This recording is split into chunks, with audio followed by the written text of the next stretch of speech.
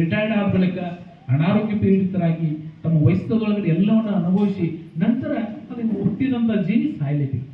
ಆದರೆ ನಿಮ್ಮೊಳಗಡೆ ಇರತಕ್ಕಂತಹ ಬ್ಯಾಚ್ಗಳ 5 ವಿದ್ಯಾರ್ಥಿಗಳು ಯಾವ ರೀತಿಯಾಗಿ ತೀರ್ಕೊಂಡ್ರು ಅನ್ನೋದನ್ನ ಒಂದು ಸಲ ನೆನಪಿಸ್ಕೊಂಡ್ರೆ, ಒಂದು ಸಲ ನೆನಪು ಮಾಡಿಕೊಂಡ್ರೆ ಯಾವ ಮಟ್ಟಕ್ಕೆ ನಾವು ಹೋಗ್ತಾ ಇದ್ದೀವಿ. ಇವತ್ತು 45 ವರ್ಷದ ಒಳಗಡೆ ಇರತಕ್ಕಂತಹ ದೇಶದೊಳಗಡೆ 1,68,000 ಜನ ಆಕ್ಸಿಡೆಂಟ್ ಆಗಿ ನಮ್ಮ ಭಾರತ ದೇಶ ಸತ್ತಿರ್ತಕ್ಕಂಥ ಒಬ್ಬ ನಿಮ್ಮ ಸಹಪಾಠಿಯ ಅವನ ಹೆಂಡರು, ಅವನ ಮಕ್ಕಳು ಮುಂದೆ ಯಾವ ರೀತಿಯಾಗಿ ಜೀವನ ಸಾಗಿಸ್ಬೇಕು ಅನ್ನೋದನ್ನು ನೋಡ್ಬೇಕು. ಅನಾರೋಗ್ಯ ಪೀಡಿತರಾಗ್ತದೆ. ನಮ್ಮ ಮಗುಗಳನ್ನ ಹಾಕಿ ಚಟ ಮಾಡಬಾರ್ದು ಅಂತಿಲ್ಲ, ಆದರೆ ಯಾವ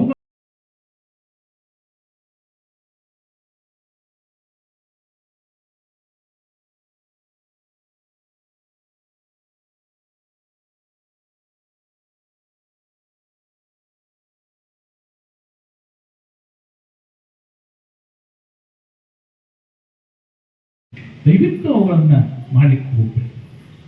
ಯಾವುದೇ ನೀವು ಚಟಗಳಿಗೆ ಅನ್ಕೊಂಡಿರೋ ಸಹಿತ ಅವನ ಯಾವುದೇ ಮದ್ಯಪಾನ ಇರ್ಬೋದು, ಅವುಗಳನ್ನ ಮಾಡ್ತಕ್ಕಂಥ ವ್ಯವಸ್ಥೆಗಳ ಒಳಗಡೆ ನೀವು ಇದ್ರಿ ಅಂತಂದ್ರೆ ದಯವಿಟ್ಟು ಅವುಗಳನ್ನ ಬಿಟ್ಟುಬಿಡಿ. ಯಾಕಂತ ಕೇಳಿದ್ರೆ ಅದರಿಂದ ನಮ್ಮ ಆರೋಗ್ಯದ ಮೇಲೆ ಬಹಳಷ್ಟು ಹಾನಿಕಾರ ಆಗುತ್ತೆ.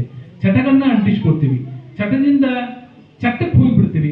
ಹಿಂದೆ ಇರತಕ್ಕಂಥ ಜೀವನದೊಳಗಡೆ ಬಹಳಷ್ಟು ಹಿಂದಿನವರು ಬಹಳ ನೋವನ್ನು ಅನುಭವಿಸ್ತಾರೆ. ಸಮಾಜದೊಳಗಡೆ ಅನುಭವಿಸುವಂತ ದೇವರು ಕೊಟ್ಟಿರ್ತಕ್ಕಂಥ ಈ ಶರೀರದೊಳಗಡೆ ನಾವು ನಮ್ಮದೇ ಆಗಿರ್ತಕ್ಕಂಥ ವ್ಯವಸ್ಥೆಯನ್ನು ಕಳ್ಕೊತೀವಿ.